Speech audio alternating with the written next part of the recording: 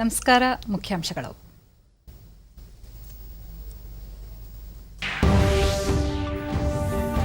ಕೇಂದ್ರ ಸರ್ಕಾರದ ನೂತನ ಕೃಷಿ ಸುಧಾರಣಾ ಕ್ರಮಗಳಿಂದ ರೈತರಿಗೆ ಅನುಕೂಲ. ಈ ಮಂಡಿ ಯೋಜನೆಯಡಿ ದೇಶದ 1,000ಕ್ಕೂ ಹೆಚ್ಚು ಮಾರುಕಟ್ಟೆ. ಪ್ರಕಾಶ್ ಜಾವಡೇಕರ್. ಕೋವಿಡ್-19 ರಿಂದ ಗುಣಮುಖರಾದ ಕೇಂದ್ರ ಸಚಿವ ಧರ್ಮೇಂದ್ರ ಪ್ರಧಾನ್ ಅವರಿಂದ ಪ್ಲಾಸ್ಮಾ ದಾನ. ಆತ್ಮನಿರ್ಭರ್ ಭಾರತ್ ಕಾರ್ಯಕ್ರಮಗಳಿಂದಾಗಿ ಜಾಗತಿಕ ಮಟ್ಟದಲ್ಲಿ ಭಾರತ ಭರವಸೆಯ ಪಾಲುದಾರ. ಸಚಿವ ಪಿಯೂಷ್ ಗೋಯಲ್.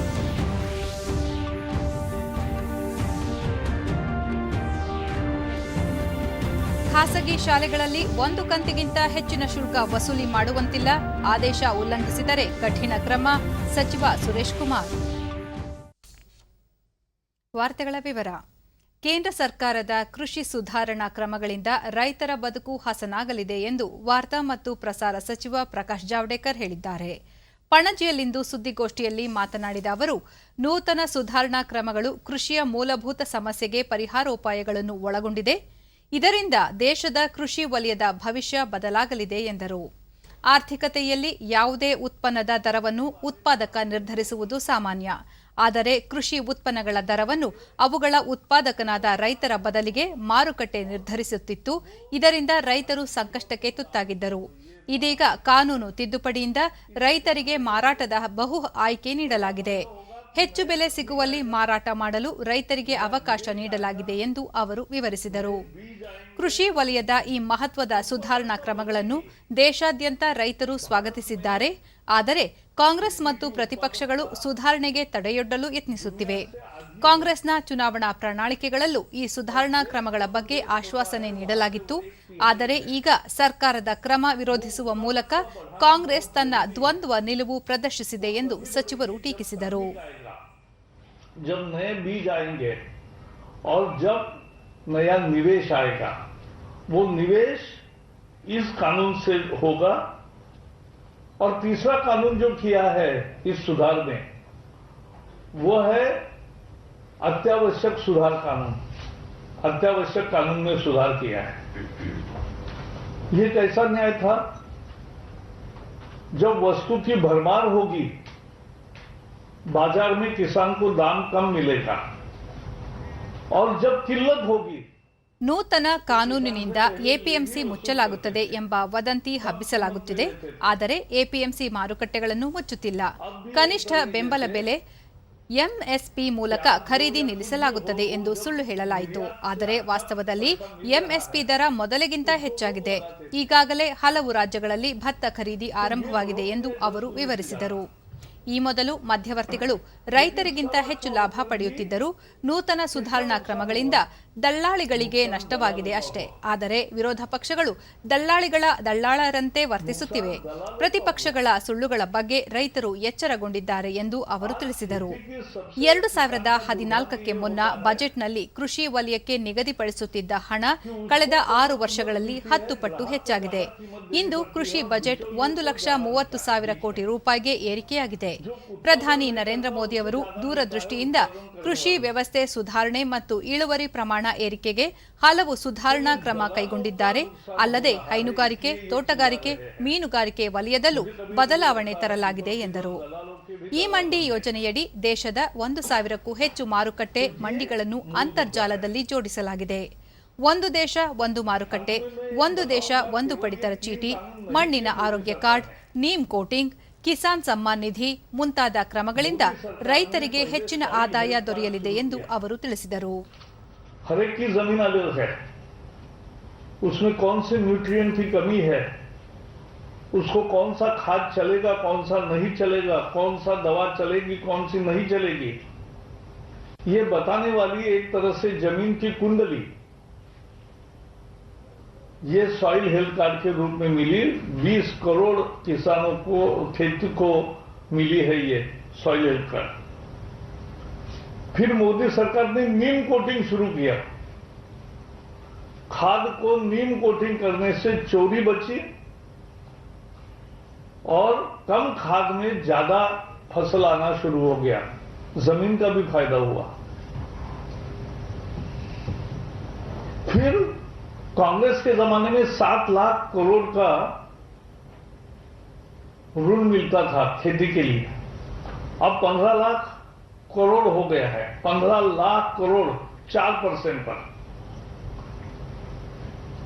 फिर फसल बीमा शुरू की कि किसान का अगर कहीं नुकसान हुआ। ಕೋವಿಡ್-19 ಸೋಂಕಿನಿಂದ ಗುಣಮುಖರಾದ ಪೆಟ್ರೋಲಿಯಂ ಸಚಿವ ಧರ್ಮೇಂದ್ರ ಪ್ರಧಾನ್ ಅವರು ಪ್ಲಾಸ್ಮಾ ದಾನ ಮಾಡಿದ್ದಾರೆ. ಕಟಕ್ನ ಆಸ್ಪತ್ರೆಯಲ್ಲಿ ಗುಣಮುಖರಾದ ನಂತರ ಮಾತನಾಡಿದ ಅವರು, ಪ್ಲಾಸ್ಮಾ ಥೆರಪಿಯಿಂದ ಕೋವಿಡ್ ಸೋಂಕು ಗುಣಪಡಿಸಬಹುದೆಂದು ಬಹಳಷ್ಟು ವೈದ್ಯರು ಅಭಿಪ್ರಾಯಪಟ್ಟಿದ್ದು, ತಮಗೂ ಸಹ ಈ ಚಿಕಿತ್ಸೆ ನೀಡಲಾಗಿದೆ. ಇದೀಗ ತಾವು ಚೇತರಿಕೆಯಾದ ನಂತರ ಇತರ ಸೋಂಕಿತರಿಗೆ ನೆರವಾಗಲು ಪ್ಲಾಸ್ಮಾ ದಾನ ಮಾಡುತ್ತಿರುವುದಾಗಿ ತಿಳಿಸಿದರು. ಸೋಂಕಿನಿಂದ ಗುಣಮುಖರಾದವರು ತಪ್ಪದೆ ಪ್ಲಾಸ್ಮಾ ದಾನ ಮಾಡುವಂತೆ ಅವರು ಕರೆ ನೀಡಿದರು. कारगर उपाय हो सकता है, इसे एक्सपर्ट्स का, डॉक्टर्स की अनुमान है, प्रेडिक्शन भी है, कहना भी है। और मैं जब खुद कोविड ट्रीटमेंट ले रहा था तो मेरे ऊपर भी प्लाज्मा थेरापी का अप्लाई किया गया था। तब से मेरे मन में एक बात था, जब मैं ठीक हो जाऊंगा मैं खुद भी प्लाज्मा डोनेशन करूंगा। मेरे प्लाज्मा अगर कोई कोविड पीड़ित भाई बहन के काम पे आएगा, ये मेरे लिए व्यक्तिगत रूप में बड़ा संतोष की विषय रहेगा. ಕೃಷಿ ಮತ್ತು ಕಾರ್ಮಿಕ ವಲಯದ ನೂತನ ಸುಧಾರಣಾ ಕ್ರಮಗಳು ರೈತರು ಮತ್ತು ಶ್ರಮಿಕರಿಗೆ ಭಾರೀ ಅನುಕೂಲ ತರಲಿವೆ ಎಂದು ಕೇಂದ್ರ ಕಾರ್ಮಿಕ ಸಚಿವ ಸಂತೋಷ್ ಕುಮಾರ್ ಗಂಗ್ವಾರ್ ತಿಳಿಸಿದ್ದಾರೆ.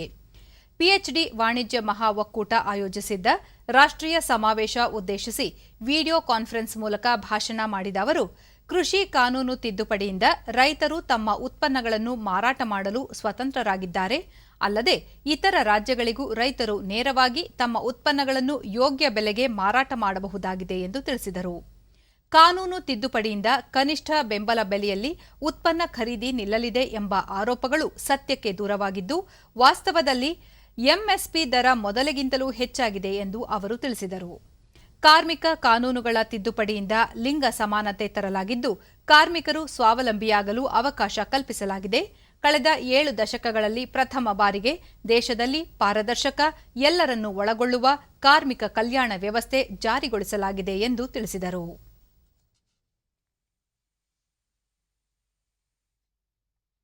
ಆತ್ಮನಿರ್ಭರ್ ಭಾರತ ಕಾರ್ಯಕ್ರಮಗಳಿಂದಾಗಿ ಜಾಗತಿಕ ಮಟ್ಟದಲ್ಲಿ ಭಾರತ ಭರವಸೆಯ ಪಾಲುದಾರ ಎಂದು ವಾಣಿಜ್ಯ ಮತ್ತು ಕೈಗಾರಿಕಾ ಸಚಿವ ಪಿಯೂಷ್ ಗೋಯಲ್ ಹೇಳಿದ್ದಾರೆ. ಹಿಂದೂಸ್ತಾನ್ ವಾಣಿಜ್ಯ ಮಹಾ ಒಕ್ಕೂಟದ 74ನೇ ವಾರ್ಷಿಕ ಅಧಿವೇಶನ ಉದ್ದೇಶಿಸಿ ಭಾಷಣ ಮಾಡಿದ ಅವರು, ಕೋವಿಡ್-19 ಸೋಂಕಿನ ವಿರುದ್ಧ ಪರಿಣಾಮಕಾರಿ ಕ್ರಮ ಹಾಗೂ ಆರ್ಥಿಕತೆ ಸುಧಾರಣೆಗೆ ಭಾರತ ಕೈಗೊಳ್ಳುತ್ತಿರುವ ಕ್ರಮಗಳನ್ನು ಇಡೀ ಜಗತ್ತು ಗಮನಿಸುತ್ತಿದೆ ಎಂದರು. ಭಾರತದ ಸ್ವಾವಲಂಬಿಯಾಗುವ ತಾಕತ್ತು, ಗುಣಮಟ್ಟದ ಉತ್ಪನ್ನಗಳ ತಯಾರಿಸುವ ಸಾಮರ್ಥ್ಯ, ಕಾರ್ಯಚಟುವಟಿಕೆಗಳನ್ನು ಅಗಾಧವಾಗಿ ವಿಸ್ತರಿಸುವ ಶಕ್ತಿ ಮುಂತಾದವುಗಳನ್ನು ಜಗತ್ತು ಶ್ಲಾಘಿಸಿದೆ. ಕಳೆದ ವರ್ಷಕ್ಕೆ ಹೋಲಿಸಿದರೆ ಜಿಎಸ್ಟಿ ಸಂಗ್ರಹ ಶೇಕಡಾ 4ರಷ್ಟು ಹೆಚ್ಚಳವಾಗಿದ್ದು, ರೈಲ್ವೆ ಸರಕು ಸಾಗಣೆಯಲ್ಲೂ ಹೆಚ್ಚಳವಾಗಿರುವುದು ಮತ್ತೆ ಚೇತರಿಸಿಕೊಳ್ಳಲು ಸಹಕಾರಿಯಾಗಿದೆ ಎಂದು ಅವರು ತಿಳಿಸಿದರು.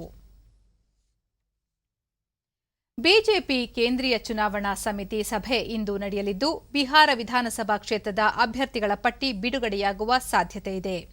ಇದಕ್ಕೂ ಮುನ್ನ ದೆಹಲಿ ಹಾಗೂ ಪಾಟ್ನಾದಲ್ಲಿ ಬಿಜೆಪಿ ನಾಯಕರ ಸಭೆ ನಡೆದು ಸಮಾಲೋಚನೆ ನಂತರ ಕೇಂದ್ರ ಚುನಾವಣಾ ಸಮಿತಿ ಸಭೆ ನಡೆಯಲಿದೆ. ಬಿಹಾರದಲ್ಲಿ ಅಕ್ಟೋಬರ್ 28, ನವೆಂಬರ್ 3 ಹಾಗೂ 7ರಂದು 3 ಹಂತಗಳಲ್ಲಿ ವಿಧಾನಸಭೆ ಚುನಾವಣೆ ನಡೆಯಲಿದೆ. ಈ ಮಧ್ಯೆ ಮಹಾಗಠಬಂಧನ್ನ ಸೀಟು ಹಂಚಿಕೆ ಪ್ರಕಟಗೊಂಡಿದ್ದು, ಬಿಹಾರದ 243 ಕ್ಷೇತ್ರಗಳ ಪೈಕಿ ಆರ್ಜೆಡಿ 144 ಕ್ಷೇತ್ರಗಳಲ್ಲಿ, ಕಾಂಗ್ರೆಸ್ 70 ಕ್ಷೇತ್ರಗಳಲ್ಲಿ ಸ್ಪರ್ಧೆ ಮಾಡಲು ತೀರ್ಮಾನಿಸಿದೆ. ಆರ್ಜೆಡಿ ತನ್ನ ಪಾಲಿನ ಕ್ಷೇತ್ರಗಳಲ್ಲಿ ಜಾರ್ಖಂಡ್ ಮುಕ್ತಿ ಮೋರ್ಚಾ ಹಾಗೂ ವಿಕಾಸ್ ಶೀಲ್ ಇನ್ಸಾನ್ ಪಕ್ಷದೊಂದಿಗೆ ಸ್ಥಾನ ಹೊಂದಾಣಿಕೆ ಮಾಡಿಕೊಂಡಿದೆ ಎಂದು ಆರ್ಜೆಡಿ ಮುಖ್ಯಸ್ಥ ತೇಜಸ್ವಿ ಯಾದವ್ ತಿಳಿಸಿದ್ದಾರೆ. ಆದರೆ ವಿಕಾಸ್ ಶೀಲ್ ಇನ್ಸಾನ್ ಪಕ್ಷದ ಮುಖ್ಯಸ್ಥ ಮುಖೇಶ್ ಸಾಹಿನಿ, ಆರ್ಜೆಡಿ ತಮ್ಮ ಪಕ್ಷಕ್ಕೆ ಹೆಚ್ಚು ಸೀಟು ನೀಡಲು ಒಪ್ಪುತ್ತಿಲ್ಲ, ಹೀಗಾಗಿ ಮೈತ್ರಿಕೂಟದಿಂದ ಹೊರಬರುತ್ತಿದ್ದೇವೆ ಎಂದು ತಿಳಿಸಿದೆ.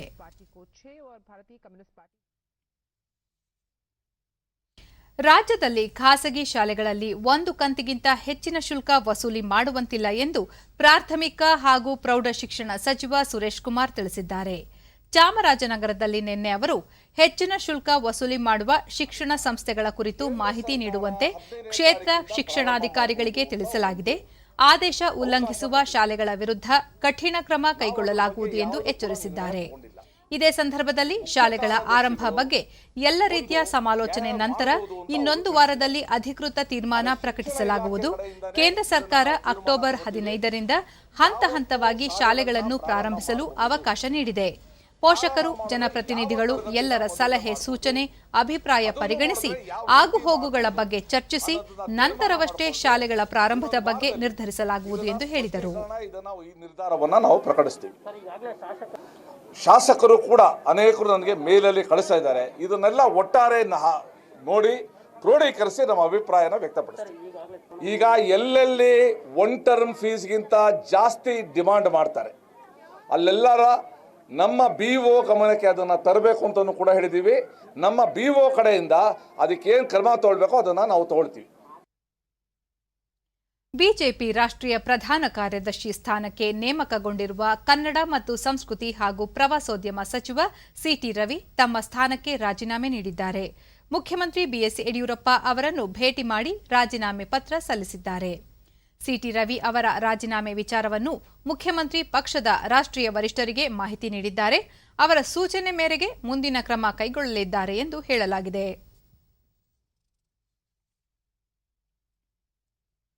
ಶಿರಾ ಹಾಗೂ ರಾಜರಾಜೇಶ್ವರಿ ನಗರ ವಿಧಾನಸಭಾ ಕ್ಷೇತ್ರದ ಉಪಚುನಾವಣೆ ಹಿನ್ನೆಲೆಯಲ್ಲಿ ಹಲವು ಮುಖಂಡರು ಕಾಂಗ್ರೆಸ್ ಸೇರ್ಪಡೆಗೊಂಡರು. ಪ್ರದೇಶ ಕಾಂಗ್ರೆಸ್ ಕಚೇರಿಯಲ್ಲಿ ಇಂದು ಆಯೋಜಿಸಿದ್ದ ಕಾರ್ಯಕ್ರಮದಲ್ಲಿ ಕುಸುಮಾ ರವಿ ಸೇರಿದಂತೆ ಹಲವರು ಪಕ್ಷದ ಸದಸ್ಯತ್ವ ಪಡೆದು ಸೇರ್ಪಡೆಯಾದರು.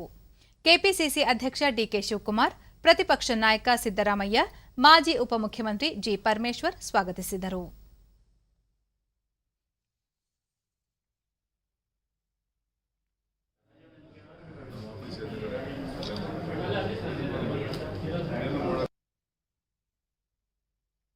ಕರ್ನಾಟಕವು ಗಂಗರು, ರಾಷ್ಟ್ರಕೂಟರು, ಚಾಲುಕ್ಯರು, ವಿಜಯನಗರ ಅರಸರ ಆಳ್ವಿಕೆಯ ಗತಕಾಲದ ಇತಿಹಾಸವನ್ನು ಹೊಂದಿದೆ. ಈ ನಿಟ್ಟಿನಲ್ಲಿ ನೆಲಮಂಗಲ ಬಳಿಯ ಮಣ್ಣೆ ಗ್ರಾಮದಲ್ಲಿರುವ ಐತಿಹಾಸಿಕ ಸ್ಥಳ ಸಂರಕ್ಷಣೆಗೆ ಸಂಬಂಧಿಸಿದಂತೆ ಕೇಂದ್ರ ಮತ್ತು ರಾಜ್ಯ ಪುರಾತತ್ವ ಇಲಾಖೆ ಅಧಿಕಾರಿಗಳು ನಿನ್ನೆ ಭೇಟಿ ನೀಡಿ ಪರಿಶೀಲಿಸಿದರು. ನೆಲಮಂಗಲ ತಹಸೀಲ್ದಾರ್ ಎಂ ಶ್ರೀನಿವಾಸ್ ಸೇರಿದಂತೆ ಇತಿಹಾಸ ತಜ್ಞರು ಉಪಸ್ಥಿತರಿದ್ದರು. ಹಲವು ಶಾಸನಗಳು ಹಾಗೂ ಕ್ರಿಸ್ತಶಕ 8ನೇ ಶತಮಾನದ ಗುಡಿಗಳು, ಜೈನ ಬಸದಿ, ರಾಷ್ಟ್ರಕೂಟರ ಅರಮನೆಗಳು, ವೀರಗಲ್ಲುಗಳ ಬಗ್ಗೆ ಕೇಂದ್ರ ಪರಿಶೀಲನಾ ತಂಡ ಸ್ಥಳೀಯರು ಹಾಗೂ ಇತಿಹಾಸ ತಜ್ಞರಿಂದ ಮಾಹಿತಿ ಪಡೆದರು. ಗ್ರಾಮದಲ್ಲಿ ಐತಿಹಾಸಿಕ ಗಂಗರ ಕಾಲದ ಕುರುಹುಗಳಿವೆ. ಇವುಗಳ ಸೂಕ್ತ ಸಂರಕ್ಷಣೆಗೆ ಪ್ರಾಚ್ಯ ವಸ್ತು ಸಂಗ್ರಹಾಲಯ ನಿರ್ಮಿಸುವ ಮೂಲಕ ಗತಕಾಲದ ಮಣ್ಣೆ ವೈಭವವನ್ನು ಹೆಚ್ಚಿಸಲು ಅಗತ್ಯ ಕ್ರಮ ಕೈಗೊಳ್ಳುವುದಾಗಿ ಕೇಂದ್ರ ಪರಿಶೀಲನಾ ತಂಡ ಮಾಹಿತಿ ನೀಡಿದೆ.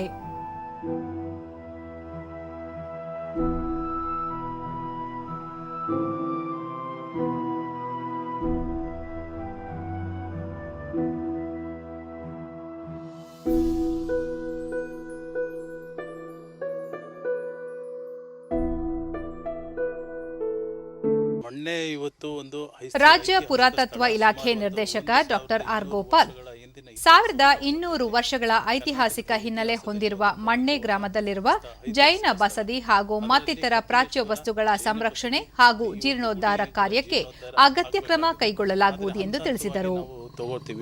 ಮುಖ್ಯವಾಗಿ ನಾವು ಕಪಿಲೇಶ್ವರ ದೇವಾಲಯದ ಜೀರ್ಣೋದ್ಧಾರವನ್ನು ಮುಂದಿನ ವರ್ಷದಲ್ಲಿ ತೆಗೆದುಕೊಳ್ಳೋದಕ್ಕೆ ಕ್ರಮ ವಹಿಸ್ತೀವಿ.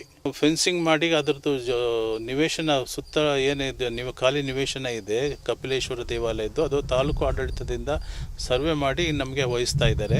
ಮತ್ತು ಅವರು ಒಂದು CSR ಫಂಡಿಂದ ಅದಕ್ಕೆ ಫೆನ್ಸಿಂಗ್ ಮಾಡಿ ಕೊಡ್ತೀವಿ ಅಂತ ಹೇಳಿದ್ದಾರೆ. ಇತಿಹಾಸ ತಜ್ಞ ಡಾಕ್ಟರ್ HS ಗೋಪಾಲ್ ರಾವ್ ಸುಮಾರು 5 ದಶಕಗಳಿಂದ ಮಣ್ಣೆ ಇತಿಹಾಸದ ಕುರಿತು ಅಭ್ಯಾಸ ನಡೆಸಿದ್ದು, ಹಲವು ಶತಮಾನಗಳ ದೇವಾಲಯಗಳು, ಶಿಲಾಶಾಸನಗಳು ಅವನತಿ ಅಂಚಿನಲ್ಲಿವೆ. ಪ್ರಸ್ತುತ ಕೇಂದ್ರ ಪುರಾತತ್ವ ಇಲಾಖೆ ಅಧಿಕಾರಿಗಳು ಭೇಟಿ ನೀಡಿ ಪರಿಶೀಲಿಸಿದ್ದು ಪುನಶ್ಚೇತನಗೊಳ್ಳುತ್ತಿರುವುದು ಸಂತಸ ತಂದಿದೆ ಎಂದು ತಿಳಿಸಿದರು. ಸಿಬ್ಬಂದಿ ಎಲ್ಲ ತೀರ್ಮಾನ ಮಾಡಿದ್ದಾರೆ. ಆದಷ್ಟು ಬೇಗ ಆ ಉತ್ಖನನ ಕೂಡ ಆರಂಭ ಆಗುತ್ತೆ. ಉತ್ಖನನ ಮತ್ತು ಸಂರಕ್ಷಣೆ ಎರಡು ಒಟ್ಟಿಗೆ ಆಗಿ ಈ ಸುಮಾರು 8ನೇ ಶತಮಾನದ ಬಸದಿಯ ಹೊಸ ರೂಪ ಸಿಗುತ್ತೆ. ನಮಗೆ ವಿಜಯನಗರ ಕಾಲದ್ದು ವಾಸ್ತು ತಜ್ಞೆ ಯಶಸ್ವಿನಿ ಶರ್ಮಾ ಗ್ರಾಮದಲ್ಲಿನ ಇತಿಹಾಸದ ಕುರಿತು ಸ್ಥಳೀಯರಿಗೆ ಅರಿವು ಮೂಡಿಸುವುದರೊಂದಿಗೆ ಇಲ್ಲಿನ ಸ್ಮಾರಕಗಳನ್ನು ಉಳಿಸುವುದು ತಮ್ಮ ಆಶಯವಾಗಿದೆ ಎಂದರು. ಅನ್ಸುತ್ತೆ ಇದು ಆಕ್ಚುಲಿ ಗಂಗರ ಕಾಲದ ಒಂದು ದೇವಸ್ಥಾನ ಇದೆ ಇದರ ಪಕ್ಕ, ಅಂದರೆ ಇನ್ನೂ ಹಳೇದು. ನಮಗೆ ಸಿಕ್ಕಿರೋ ಅಲ್ಲಿರೋ ಶಿಲಾಶಾಸನಗಳು 16ನೇ ಶತಮಾನದ್ದು. ಆದರೆ ಅದರ ಹಿಂದೆ ಇರೋ ಗುಡಿ ಅದು ಗಂಗರ ಕಾಲದ್ದು. ಅದು 9ನೇ ಶತಮಾನ ಅಥವಾ 8ನೇ ಶತಮಾನದ್ದು ಇರ್ಬೋದು ಅಂತ ಅನುಮಾನ ಆಗಿದೆ. ಅದನ್ನು ಖಚಿತವಾಗಿ ಏನೂ ಹೇಳಿಲ್ಲ. ಆದರೆ ಇದನ್ನು ಬ್ಲಾಸ್ಟ್ ಮಾಡುವಾಗ ಅದೂ ಡ್ಯಾಮೇಜ್ ಆಗೋ ಸಾಧ್ಯತೆ ಇದೆ. ಮೊದಲು ಅದನ್ನು ಗ್ರಾಮದವ್ರಿಗೆ ನಾವು ತಿಳಿಸ್ಬೇಕು ಮತ್ತು ಇದನ್ನು ಸಂರಕ್ಷಣೆ ಆಗಬೇಕು ಅಂತ ಹೇಳಬೇಕು. ಇಲ್ಲಾಂದರೆ ಬರ್ತಾ ಬರ್ತಾ ಅವ್ರ ಮನೆಗಳನ್ನು ಕಟ್ಕೊಂಡು ಇಲ್ಲಿವರೆಗೂ ಬಂದ್ಬಿಡ್ತಾರೆ. ನೆಲಮಂಗಲ ತಹಸೀಲ್ದಾರ್ ಎಂ ಶ್ರೀನಿವಾಸ್ ಮಣ್ಣೆ ಗ್ರಾಮದ ಇತಿಹಾಸದ ಕುರಿತು ಕಂದಾಯ ಇಲಾಖೆ ಮುಖೇನ ಸರ್ವೆ ಕಾರ್ಯ ಕೈಗೊಂಡು ಇಲ್ಲಿನ ಶಾಸನ ಸಂರಕ್ಷಣೆಗೆ ಅಗತ್ಯ ಕ್ರಮ ಕೈಗೊಳ್ಳಲಾಗುವುದು ಎಂದು ತಿಳಿಸಿದರು. ಅದರ ವಿಚಾರವಾಗಿ ನಾನು ಇವತ್ತು ನಮ್ಮ RI ಮತ್ತು DA ಸ್ಟಾಫಲ್ಲಿ ಕೂಡ ಭೇಟಿ ನೀಡಿದೆ. ಭೇಟಿ ನೀಡುವ ಸಂದರ್ಭದಲ್ಲಿ ನನಗೇನು ಅನ್ನಿಸ್ತು ಅಂದರೆ ಅಲ್ಲಿ ಎಲ್ಲ ಒಂದು ಏನು ಅವ್ಯವಹಾರದ ತಾಣವಾಗಿದೆ. ಅದರಲ್ಲೂ ಕೂಡ ಪೊಲೀಸರಿಗೂ ಕೂಡ ಒಂದು ಇನ್ಸ್ಟ್ರಕ್ಷನ್ ಮಾಡಿದ್ದಾರೆ. ಒಂದು ಸಂರಕ್ಷಿತ ವಲಯ ಅಂತೇಳಿ ಮಾಡೋಣ. ಇದು ಏನಂದರೆ 12ನೇ ಶತಮಾನದ ಕಾಲದಿಂದಲೂ ಕೂಡ ಇದು ಒಳ್ಳೆ ಪ್ರಸಿದ್ಧವಾದ ಒಂದು ಸ್ಥಳ. ಈ ನಿಟ್ಟಿನಲ್ಲಿ ಇದನ್ನು ನಾವು ಕೊರೋನಾ ಸೋಂಕಿನಿಂದ ಗುಣಮುಖರಾದವರ ಸಂಖ್ಯೆಯಲ್ಲಿ ಭಾರತ ಸುಧಾರಣೆಯತ್ತ ಸಾಗಿದ್ದು ಚೇತರಿಕೆ ಪ್ರಮಾಣ 84.13% ದೇಶದಲ್ಲಿ ಒಟ್ಟು ಗುಣಮುಖರಾದವರ ಸಂಖ್ಯೆ 54 ಲಕ್ಷ ದಾಟಿದ್ದು ಕೊರೋನಾ ಸೋಂಕಿನಿಂದ ಗುಣಮುಖರಾಗುತ್ತಿರುವವರ ಸಂಖ್ಯೆ ಹೆಚ್ಚಳವಾಗುತ್ತಿರುವ ರಾಷ್ಟ್ರಗಳಲ್ಲಿ ಭಾರತ ಮುಂಚೂಣಿಯಲ್ಲಿದೆ. ಕೇಂದ್ರ ಆರೋಗ್ಯ ಸಚಿವಾಲಯ ಕೊರೋನಾ ಪರೀಕ್ಷೆಗಳನ್ನು ಪರಿಣಾಮಕಾರಿಯಾಗಿ ನಿರ್ವಹಿಸುವುದರ ಜೊತೆಗೆ ಸೋಂಕಿತರಿಗೆ ಸೂಕ್ತ ಚಿಕಿತ್ಸೆ ನೀಡಿ ಗುಣಮುಖರಾಗಲು ಎಲ್ಲ ರೀತಿಯ ಕ್ರಮ ಕೈಗೊಳ್ಳಲಾಗುತ್ತಿದೆ. ಇದರಿಂದಾಗಿ ಭಾರತದಲ್ಲಿ ಗುಣಮುಖರಾಗುತ್ತಿರುವವರ ಸಂಖ್ಯೆ ಹೆಚ್ಚಳವಾಗುತ್ತಿದೆ ಎಂದು ತಿಳಿಸಿದೆ.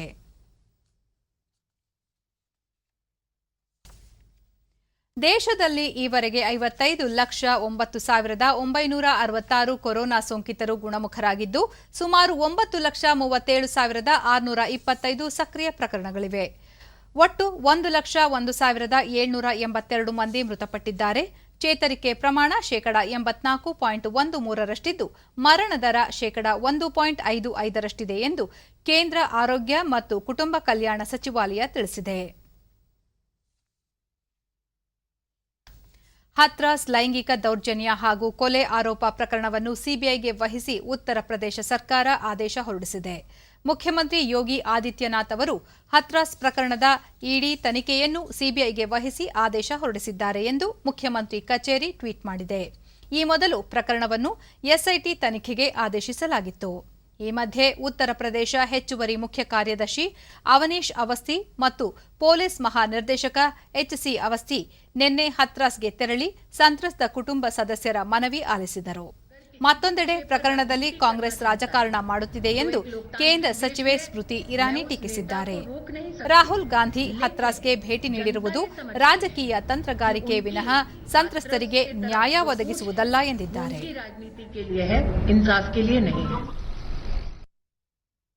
ರಾಜ್ಯ ವಿಧಾನ ಪರಿಷತ್ತಿನ 4 ಸ್ಥಾನಗಳಿಗೆ ಇದೇ 28ರಂದು ನಡೆಯಲಿರುವ ಚುನಾವಣೆಗೆ ಬಿಜೆಪಿ ಅಭ್ಯರ್ಥಿಗಳನ್ನು ಪ್ರಕಟಿಸಿದೆ. ಪಶ್ಚಿಮ ಪದವೀಧರ ಕ್ಷೇತ್ರದಿಂದ SV ಸಂಕಾನೂರ್, ಆಗ್ನೇಯ ಪದವೀಧರ ಕ್ಷೇತ್ರಕ್ಕೆ ಚಿದಾನಂದ ಗೌಡ, ಈಶಾನ್ಯ ಶಿಕ್ಷಕರ ಕ್ಷೇತ್ರಕ್ಕೆ ಶಶೀಲ್ ನಮೋಶಿ ಮತ್ತು ಬೆಂಗಳೂರು ಶಿಕ್ಷಕರ ಕ್ಷೇತ್ರಕ್ಕೆ ಪುಟ್ಟಣ್ಣ ಅವರನ್ನು ಅಭ್ಯರ್ಥಿಗಳಾಗಿ ಘೋಷಿಸಲಾಗಿದೆ. ಇದರೊಂದಿಗೆ ಬಿಹಾರದ 5 ವಿಧಾನ ಪರಿಷತ್ ಸ್ಥಾನಗಳಿಗೂ ಅಭ್ಯರ್ಥಿಗಳನ್ನು ಬಿಜೆಪಿ ರಾಷ್ಟ್ರೀಯ ಪ್ರಧಾನ ಕಾರ್ಯದರ್ಶಿ ಅರುಣ್ ಸಿಂಗ್ ಪ್ರಕಟಿಸಿದ್ದಾರೆ.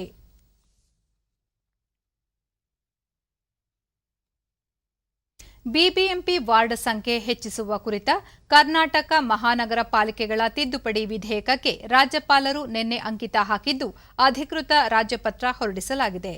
ರಾಜ್ಯ ವಿಧಾನಮಂಡಲದ ಉಭಯ ಸದನಗಳಲ್ಲಿ ಅಂಗೀಕಾರವಾಗಿದ್ದ ವಿಧೇಯಕ ಇದಾಗಿದ್ದು ಕೆಎಂಸಿ ಕಾಯ್ದೆಗೆ 3ನೇ ತಿದ್ದುಪಡಿ ಮಾಡಿರುವುದು ಸೇರಿದೆ. ಹೊಸ ವಿಧೇಯಕದ ಪ್ರಕಾರ ಪಾಲಿಕೆ ಸದಸ್ಯರ ಸಂಖ್ಯೆ 225ರಿಂದ 250ರ ಒಳಗೆ ಇರಲಿದೆ. ಅಲ್ಲದೆ ವಾರ್ಡ್ಗಳ ಮರು ವಿಂಗಡಣೆ ಅಥವಾ ವಾರ್ಡ್ಗಳ ರಚನೆ ವೇಳೆ 2 ವಿಧಾನಸಭಾ ಕ್ಷೇತ್ರಗಳಿಗೆ 1 ವಾರ್ಡ್ ಹಂಚಿಕೆಯಾಗದಂತೆ ನಿಗಾ ವಹಿಸಬೇಕೆಂಬ ಅಂಶವನ್ನು ಒಳಗೊಂಡಿದೆ. ವಾರ್ಡ್ಗಳ ಗಡಿ ನಿರ್ಧಾರ ಕುರಿತು ಶಿಫಾರಸು ಮಾಡಲು ಗಡಿ ನಿರ್ಧಾರ ಆಯೋಗ ರಚನೆ ಮಾಡಲು ಪ್ರಸ್ತಾವನೆ ಮಾಡಲಾಗಿದೆ. ವಿಶ್ವವಿಖ್ಯಾತ ಮೈಸೂರು ದಸರಾ ಮಹೋತ್ಸವದ ಸಿದ್ಧತಾ ಕಾರ್ಯಗಳು ಆರಂಭವಾಗಿದ್ದು ಕೊರೋನಾ ಸಾಂಕ್ರಾಮಿಕ ರೋಗ ಹರಡದಂತೆ ಜಿಲ್ಲಾಡಳಿತ ಅಗತ್ಯ ಕ್ರಮ ಕೈಗೊಂಡಿದೆ. ಅರಮನೆ ಆವರಣದಲ್ಲಿ ನಿನ್ನೆ ಜಿಲ್ಲಾ ಆರೋಗ್ಯ ಇಲಾಖೆ ವತಿಯಿಂದ ಗಜಪಡೆಯ ಮಾವುತರು ಹಾಗೂ ಕಾವಾಡಿಗರಿಗೆ ಆರೋಗ್ಯ ತಪಾಸಣೆ ನಡೆಸಿ ಕೊರೋನಾ ಪರೀಕ್ಷೆಗಾಗಿ ಗಂಟಲು ದ್ರವ ಮಾದರಿಯನ್ನು ಸಂಗ್ರಹಿಸಲಾಯಿತು.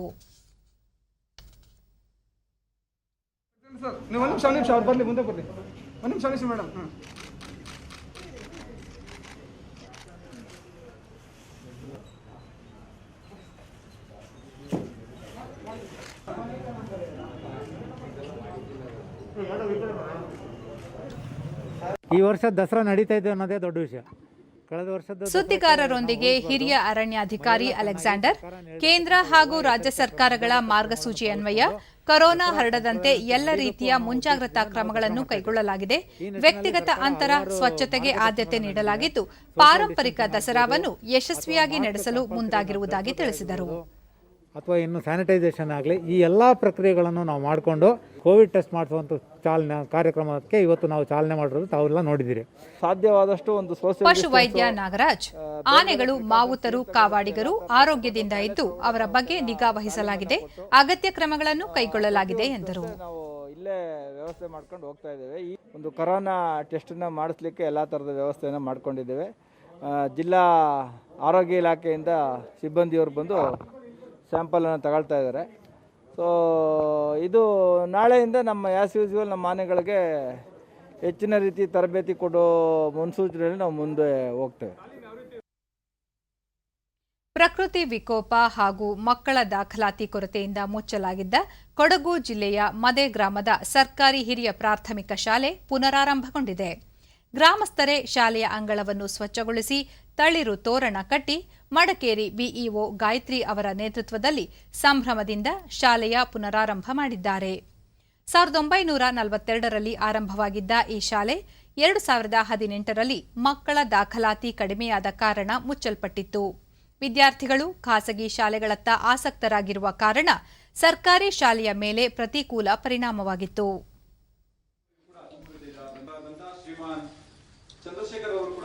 ಸುಮಾರು 80 ಕುಟುಂಬ ಡಿಡಿ ನ್ಯೂಸ್ನೊಂದಿಗೆ ಬಿಇಒ ಗಾಯತ್ರಿ, 70 ವರ್ಷದ ಹಳೆಯದಾದ ಈ ಶಾಲೆ ಪುನರಾರಂಭಗೊಂಡಿದೆ.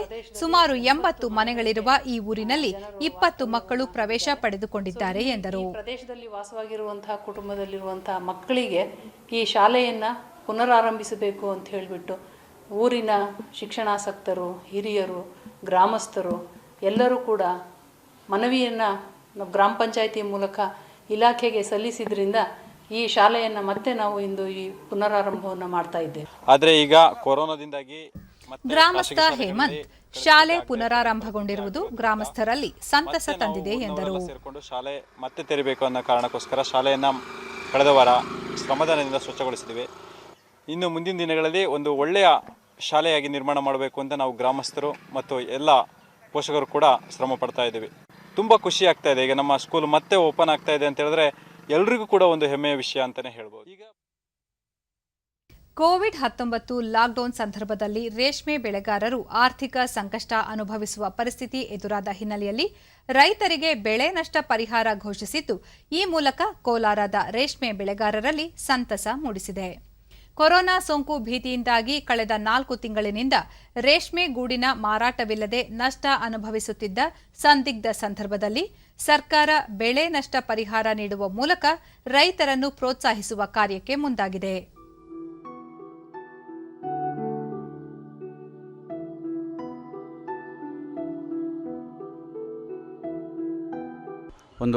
ರೇಷ್ಮೆ ಬೆಳೆಗಾರ ನಾಗರಾಜ್, ರೇಷ್ಮೆ ಇಲಾಖೆ ಅಧಿಕಾರಿಗಳ ಸಹಕಾರದಿಂದ ತಮ್ಮ ಬ್ಯಾಂಕ್ ಖಾತೆಗೆ 11,000 ರೂಪಾಯಿ ಪರಿಹಾರ ಹಣ ಜಮೆಯಾಗಿದ್ದು, ಇದರಿಂದ ತಮಗೆ ತುಂಬಾ ಅನುಕೂಲವಾಗಿದೆ ಎಂದು ಹೇಳಿದರು. ಕೇಳಲಿಲ್ಲ, ನಮ್ಮ ಕಂಪ್ಲೀಟ್ ಏನು ಸಂಬಂಧಪಟ್ಟ ದಾಖಲೆಗಳನ್ನು, ಮಾರ್ಕೆಟ್ ಬಿಲ್ಲು, ನಮ್ಮ ಪಾಸ್ ಪುಸ್ತಕ ಮತ್ತು ಬ್ಯಾಂಕ್ ಪಾಸ್ ಪುಸ್ತಕ ಜೆರಾಕ್ಸನ್ನು ಕೊಟ್ವಿ. ಅದ್ರ ಪಾಡ್ಗೆ ಅದು ಬಂದು ನಮ್ಮ ಅಕೌಂಟ್ಗೆ ಬಂದುಬಿತ್ತು. ನಿಜವಾಗ್ಲೂ ಹೇಳಬೇಕಾದ್ರೆ ಏನೋ ತುಂಬ ಅನುಕೂಲನೇ ಆಯಿತು ನಮಗೆ. ರೈತ ನಾರಾಯಣಪ್ಪ ಸುಮಾರು 3 ಎಕರೆ ಪ್ರದೇಶದಲ್ಲಿ ರೇಷ್ಮೆ ಬೆಳೆದಿದ್ದು, ಮಾರುಕಟ್ಟೆಯಲ್ಲಿ ಸೂಕ್ತ ವ್ಯಾಪಾರವಿಲ್ಲದೆ ನಷ್ಟ ಅನುಭವಿಸುತ್ತಿದ್ದ ತಮಗೆ ಸರ್ಕಾರದಿಂದ 15,000 ಪರಿಹಾರ ಹಣ ದೊರೆತಿದೆ ಎಂದು ತಿಳಿಸಿದರು. ಕಡಿಮೆ ಆಗ್ಬಿಡ್ತು, ನಮಗೆ ನೀರುಗಳು ತುಂಬ ಕಡಿಮೆ ಆಗಿಬಿಡ್ತು. ಸಾಲ್ ಪದ್ಧತಿ ಇತ್ತು, ಸಾಲ್ ಪದ್ಧತಿನೆಲ್ಲ ಏನು ಮಾಡೋಕ್ಕಾಗ್ತಾ ಇಲ್ಲ. ಆಮೇಲೆ ಈ ಸರ್ಕಾರ ಒಂದು ಗಿಡ ಪದ್ಧತಿ ಅಂತ ಒಂದು ಇದು ಹೇಳಿದ್ದಾದಮೇಲೆ ಅವರು ಅದನ್ನು ಅಳವಡಿಸಿ ಶುರು ಮಾಡಿದ್ವಿ. ಅದಕ್ಕಾಗಿ ಸರ್ಕಾರನೂ ನಮಗೆ ಒತ್ತು ಕೊಡ್ತು. ಈಗ ಮತ್ತೋರ್ವ ಫಲಾನುಭವಿ ಮಂಜುನಾಥ್, ಸುಮಾರು 4 ವರ್ಷದಿಂದ ವಿವಿಧ ತಳಿಯ ರೇಷ್ಮೆ ಗೂಡುಗಳನ್ನು ಬೆಳೆಯುತ್ತಿದ್ದೇನೆ.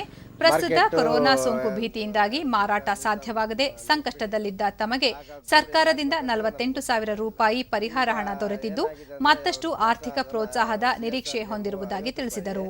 ಚಿನ್ನಕ್ಕೆ 30 ರೂಪಾಯಿ ಅಂತ ಕೊಟ್ಟಿದ್ದಾರೆ. 50 ರೂಪಾಯಿ ನಮಗೆ ಯಾವ ಕಡೆನೂ ಸಾಲಲ್ಲ. ಈಗ ಇನ್ನು ನಮ್ಗೆ ಬಂದಿರೋದು ಬರೀ 44,000 ಮಾತ್ರ ಬಂದಿದೆ. ಈಗ ದರ ಕುಸಿತದಿಂದ ನಮಗೆ ಕೋಲಾರ ಸರ್ಕಾರಿ ರೇಷ್ಮೆ ಮಾರುಕಟ್ಟೆಯ ಸಹಾಯಕ ನಿರ್ದೇಶಕಿ ಲಕ್ಷ್ಮೀ ರೆಡ್ಡಿ, ರೇಷ್ಮೆ ಬೆಳೆಗಾರರಿಗೆ ಸರ್ಕಾರ ಪರಿಹಾರ ಧನ ಘೋಷಿಸಿದ್ದು ತಮ್ಮ ಜಿಲ್ಲಾ ವ್ಯಾಪ್ತಿಯ 3,000 ಅರ್ಹ ಫಲಾನುಭವಿಗಳ ಬ್ಯಾಂಕ್ ಖಾತೆಗೆ ಹಣ ಜಮೆಗೊಳಿಸುವ ಕಾರ್ಯ ಪ್ರಗತಿಯಲ್ಲಿದೆ. ಈವರೆಗೂ ಸುಮಾರು 300ಕ್ಕೂ ಹೆಚ್ಚು ಬೆಳೆಗಾರರ ಖಾತೆಗಳಿಗೆ 43 ಲಕ್ಷ ರೂಪಾಯಿ ಹಣ ಜಮೆ ಮಾಡಲಾಗಿದೆ ಎಂದು ತಿಳಿಸಿದರು. ಆಧಾರ್ ಕಾರ್ಡ್ ಆಮೇಲೆ ಮುಂಗಡ ಸಂದ ರಸೀದಿ ಪಡ್ಕೊಂಡು ನೇರವಾಗಿ ಅವ್ರ ಮುಖಾಂತರ ಅವ್ರ ಅಕೌಂಟ್ಗೆ ನೇರವಾಗಿ ನಮ್ಮ ಕೇಟು ಮುಖಾಂತರ ಟ್ರಾನ್ಸಾಕ್ಟ್ ಮಾಡ್ತಾ ಇದ್ದೀವಿ. ಈಗಾಗಲೇ ನಮ್ಮಲ್ಲಿ 338 ಜನ 43 ಲಕ್ಷ ಡ್ರಾ ಮಾಡಿ ಡೈರೆಕ್ಟಾಗಿ ಅವ್ರ ಅಕೌಂಟ್ಗೆ ಹಣ ಸಂದಾಯ ಆಗಿರುತ್ತೆ. ಕೊರೋನಾ ಭೀತಿ ಹಿನ್ನೆಲೆಯಲ್ಲಿ ಸಾರ್ವಜನಿಕರು ಆಸ್ತಿ ತೆರಿಗೆ ಪಾವತಿಸಲು ಕಚೇರಿಗಳಿಗೆ ಬರಲು ಹಿಂದೇಟು ಹಾಕುತ್ತಿರುವುದರಿಂದ ಮೈಸೂರು ಮಹಾನಗರ ಪಾಲಿಕೆ ಜನರ ಬಳಿಗೆ ಹೋಗಿ ತೆರಿಗೆ ವಸೂಲಿ ಮಾಡುವ ವಿನೂತನ ಪ್ರಯೋಗ ಆರಂಭಿಸಿದೆ. ಚಾಮುಂಡೇಶ್ವರಿ ಕ್ಷೇತ್ರದಲ್ಲಿ ನಿನ್ನೆ ಆಯೋಜಿಸಿದ್ದ ಪಾಲಿಕೆಯ ನಡೆ ಜನತೆಯ ಕಡೆ ಎಂಬ ಕಾರ್ಯಕ್ರಮಕ್ಕೆ ಶಾಸಕ ಹಾಗೂ ಮಾಜಿ ಸಚಿವ ಜಿಟಿ ದೇವೇಗೌಡ ಚಾಲನೆ ನೀಡಿದರು.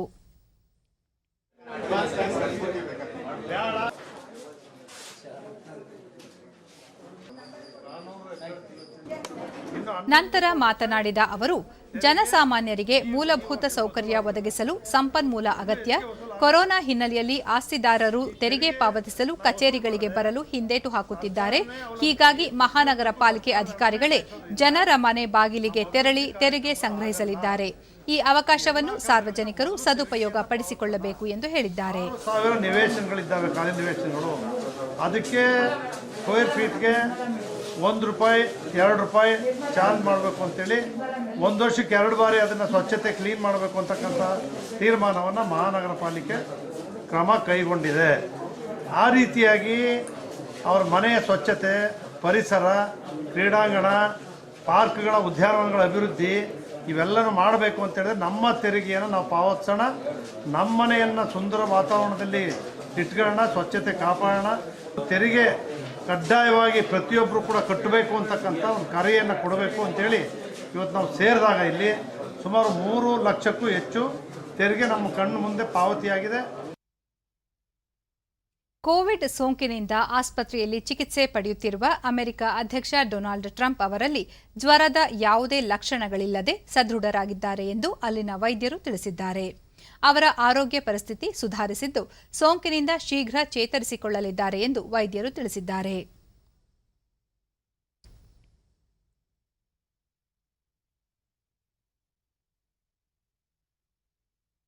ಕೊನೆಯಲ್ಲಿ ಮತ್ತೊಮ್ಮೆ ಮುಖ್ಯಾಂಶಗಳು.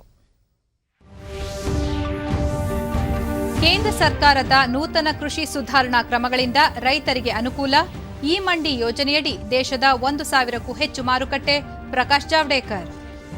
ಕೋವಿಡ್-19ರಿಂದ ಗುಣಮುಖರಾದ ಕೇಂದ್ರ ಸಚಿವ ಧರ್ಮೇಂದ್ರ ಪ್ರಧಾನ್ ಅವರಿಂದ ಪ್ಲಾಸ್ಮಾ ದಾನ.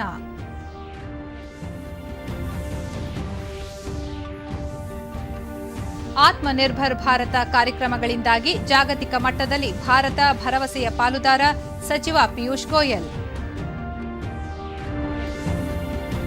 ಖಾಸಗಿ ಶಾಲೆಗಳಲ್ಲಿ 1 ಕಂತಿಗಿಂತ ಹೆಚ್ಚಿನ ಶುಲ್ಕ ವಸೂಲಿ ಮಾಡುವಂತಿಲ್ಲ. ಆದೇಶ ಉಲ್ಲಂಘಿಸಿದರೆ ಕಠಿಣ ಕ್ರಮ. ಸಚಿವ ಸುರೇಶ್ ಕುಮಾರ್. ನಮ್ಮ ಮುಂದಿನ ವಾರ್ತಾ ಪ್ರಸಾರ ಸಂಜೆ 4:30ಕ್ಕೆ ಡಿಡಿ ಚಂದನದಲ್ಲಿ. ನಮಸ್ಕಾರ.